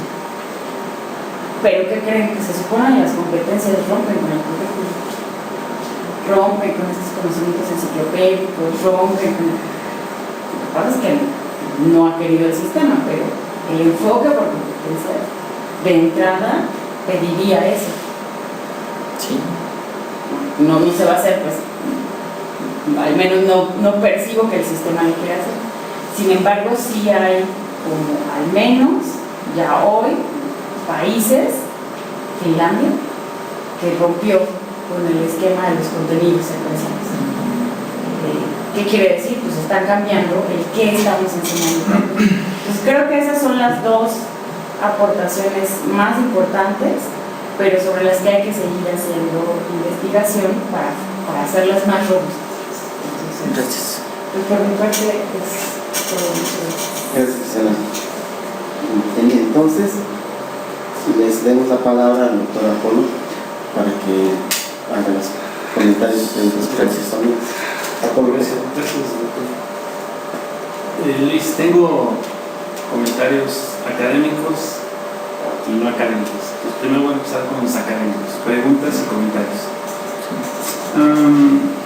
Sobre ese último punto que señala la doctora Gisela, fíjate que yo he estado observando que, en primer lugar, creo que al hablar de las acciones y de las herramientas, sí siento que tendrías que revisar otra vez esta parte del enfoque de la tesis, porque hay que identificar bien esta articulación. Percibo que no, es que se necesita meterse un poco más, como decía la doctora Gisela, hacer un acercamiento más puntual y explicar, porque yo tenía la duda y sigo teniendo la duda sobre cómo las herramientas evolucionan, no solo al desarrollar la experiencia con la secuencia de actividades, sino también cuando herramientas se van conformando a partir de otras herramientas, porque la tesis finalmente una parte importante es esta parte de cómo se van construyendo las herramientas. Y al respecto, la pregunta es, ¿percibes esa evolución en el concepto de herramienta que se maneja en las secuencias didácticas? ¿Se observa en los estudiantes? ¿Se observa? ¿Y cuál es tu opinión sobre este punto y cómo se articularía en este contexto de el modelo de prácticas anidadas? Porque de entrada hay una cuestión que el modelo teórico que asumiste en la tesis pues evoluciona. Entonces ahora en este momento, en este punto, este modelo teórico ha integrado, ha evolucionado hacia otros aspectos. Entonces, bueno, no sé si me expliqué más o menos en la pregunta. Sí. Bueno, a ver. Primero, en cuanto a la herramienta matemática de la recta tangente variacional, históricamente hablando, pues tiene una evolución. Una manera de verlo, pues es a través de estas ideas, ¿no? Aunque hay que precisar en qué momento, con mayor profundidad, en qué momento se hace este cambio como de lo estático a lo variacional, lo que comentaba la doctora. Pero en los estudiantes. En los estudiantes, y ahora yendo a los estudiantes, sí hay estudiantes, bueno, al menos con los que se puso, en donde fue la puesta en escena, sí la utilizaron como herramienta después de que la construyeron. Por ejemplo, ellos sí se daban cuenta que en el máximo ahí la pendiente de la recta tangente vale 0, lo cual correspondía con la razón de cambio instantánea o la velocidad en ese momento. Y sí hacían una asociación entre lo que pasaba en la gráfica con la información que nos estaba dando la recta tangente y con la gráfica de su derivada. Sí hacían una asociación que de hecho lo muestro en el análisis de los datos, que antes del punto máximo la velocidad es positiva y que además se va moviendo, que va cambiando. ¿Por qué? Porque conforme se mueve la recta tangente, pues tiene una pendiente distinta, y la pendiente en cada momento pues es la velocidad instantánea. Y sí lo enunciaban, sí hacían este tipo de declaraciones y lo muestro, ¿no? O que ya después es negativo. Entonces yo sí veo que hacen este tipo de evolución, digamos, ¿no? Y en cuanto respecto a la transformación que tuvo el modelo que presento con respecto al que ahora estamos ya presentando en el artículo, bueno, también quiero decir que en estos años ha ido evolucionando, ha ido creciendo, han tenido nuevas ideas la socioepistemología.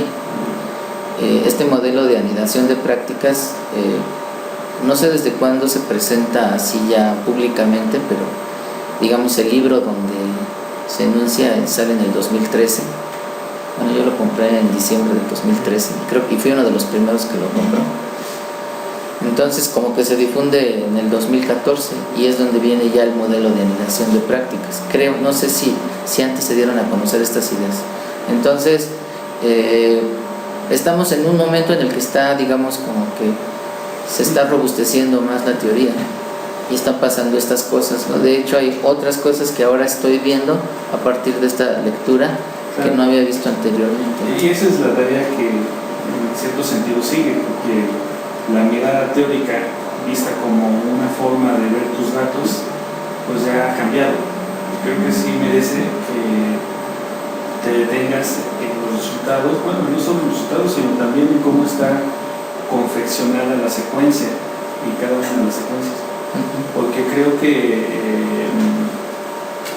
aparte de que sí se necesita considerar ciertas condiciones, ciertas características, el planteamiento que hiciste pues está ahí, ¿no? Habrá que ver cómo lo retomas. Y yo creo que vale la pena porque en cierto sentido el trabajo previo da muestra, por ejemplo, de la práctica de referencia en ese modelo. Voy a hablar de ese concepto en ese instante, porque al final creo que caracterizaste muy bien la estructura, su funcionamiento, pero insisto, es dinámico el asunto y creo que sí habría que repensar ahí una parte, ¿no? Sí. Ok. Otra pregunta rápidamente. De acuerdo a tu estudio histórico y donde involucras el ámbito social, pues e incluso una pregunta de la que señalaba el doctor Alejandro, la idea de tangente, ¿de dónde viene o cuál es la idea? ¿Por qué surge? Y no sé si recordarás, uno de los resultados de tu tesis de maestría es que la tangente se construye escolarmente como un argumento, sino como una forma de darle significado a la derivada. Entonces, en cierto sentido, es un constructo escolar en la actualidad, y en la historia pues viene de problemas de la geometría antigua, ¿no? Pero ahí es donde va mi pregunta. Fíjate que la tangente y en sí todo el cálculo venía desde una perspectiva o un paradigma de variacional. Newton, que tú señalabas, con sus estudios de la física, y Copérnico, entonces viene de un paradigma en donde la ciencia está muy articulada, muy unida con aspectos físicos y pensamiento variacional. Eso es uno de los resultados que tú muestras. La pregunta es la siguiente: ¿en qué momento se pierde ese aspecto variacional?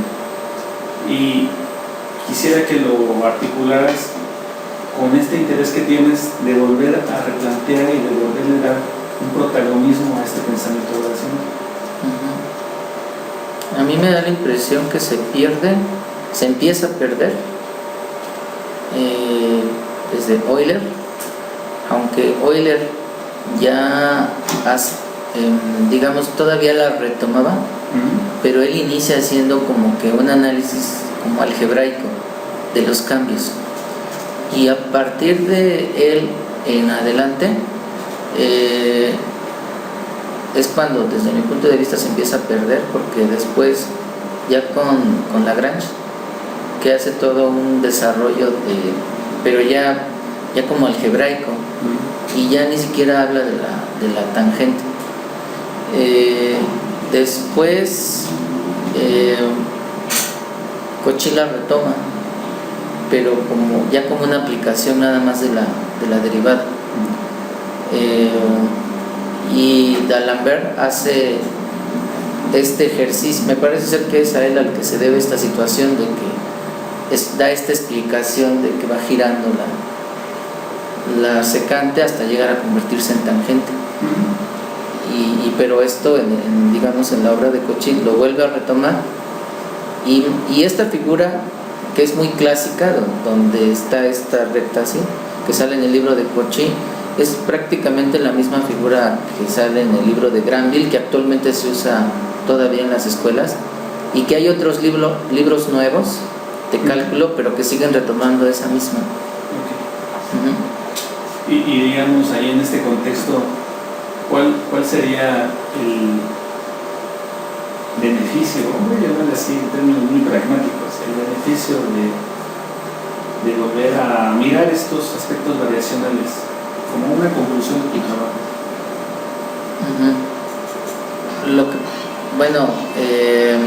Ellos ya no aprenderían solo a derivar. Por ejemplo, que Una de las cosas que le dio origen a la derivada fue resolver el problema de las tangentes. Entonces, el poder aportar ideas para la construcción de la derivada y construir la idea de derivada es algo que puede aportar el trabajar con la recta tangente desde un punto de vista variacional. Hablar sobre estas ideas de cambio y variación, estas cosas que decían los estudiantes de, bueno, aquí la derivada tiene que pasar por aquí porque donde cruza con el eje de las X, porque ahí la función tiene un máximo, y después está por abajo porque ahora es decreciente y la recta tangente tiene un ángulo de inclinación obtuso. Entonces, todas estas ideas que los estudiantes hablan acerca de la derivada de su gráfica, pues son ideas que no están presentes, digamos, en los cursos así como que tradicionales de cálculo, y que además enriquecen a la construcción de la noción, por ejemplo, de derivada, ¿no? Entender qué está pasando, por ejemplo, en una función polinómica con un máximo, con un mínimo, y asociar esto con un ejemplo como el de la velocidad, pero puede ser con otros también, pero queda muy bien el del tiro vertical, que le va pasando a la velocidad conforme se va llegando al punto más alto, pues va disminuyendo, pero eso se ve reflejado en la inclinación de la recta tangente hasta llegar a convertirse en cero. Entonces, asociar todas estas cosas, que los estudiantes argumenten así, pues son cosas que aportan este tipo de trabajo.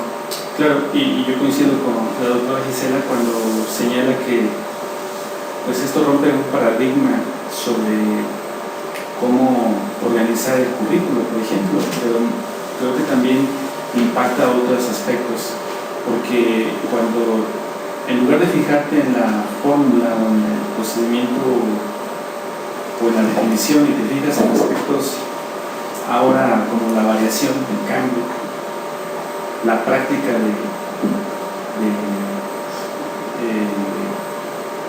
o reconocer el fenómeno de la variación en un contexto determinado. Eso ya es una mirada totalmente contraria al modelo curricular que tenemos, porque aquí tenemos derivada, aplicaciones, reglas de paso a paso, y creo que esa es una contribución, una reflexión que va en ese sentido, claro, de que se pueda romper con esta forma de organizar los programas de estudio que ya se ha visto no es tan exitosa como se espera o no está dando los resultados que se esperaban. Muy bien, bueno, terminé con las preguntas, con los aspectos académicos, ahora no académicos. Pues en primer lugar me da mucho gusto que haya llegado este momento, no solo porque hubo una larga carrera que inició en el 2008, 2008, y entonces ya son casi 7 años, alrededor de 7 años. Ya es suficiente. Creo que bueno, y te voy a dar una opinión personal. Vi cómo Luis Arturo se fue transformando desde la primera vez que lo vi aquí en la maestría hasta ahora. Es un profesionista, un egresado del programa ahora, que ha crecido mucho, y yo creo que lo más importante es todo lo que viene.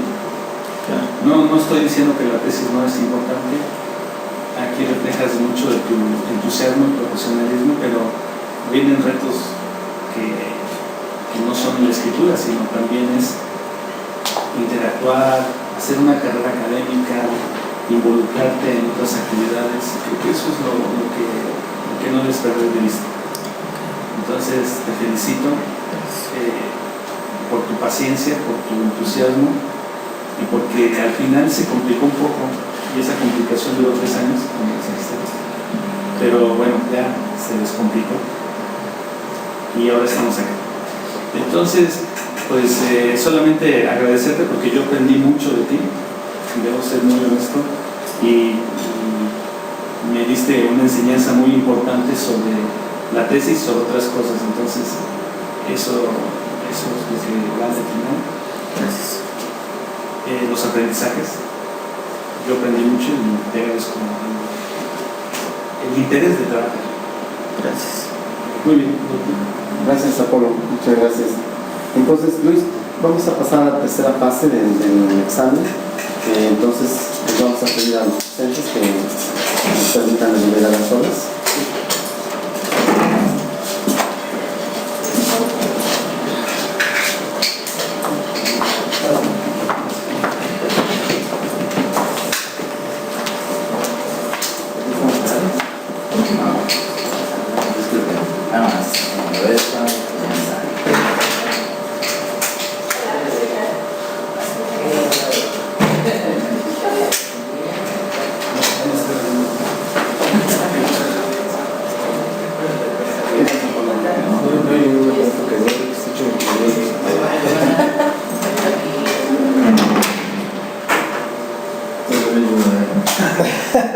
Están los micrófonos.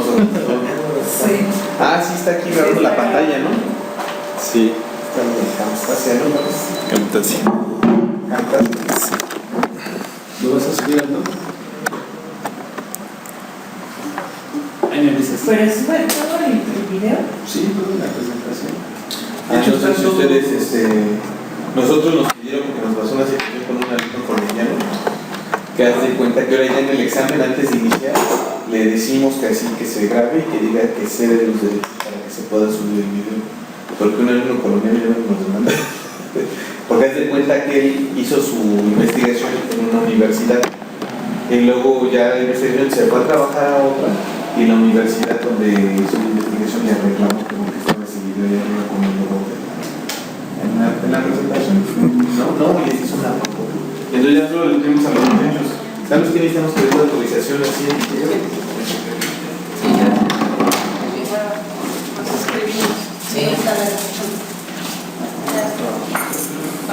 Cuídate. Ahora vamos. Sí.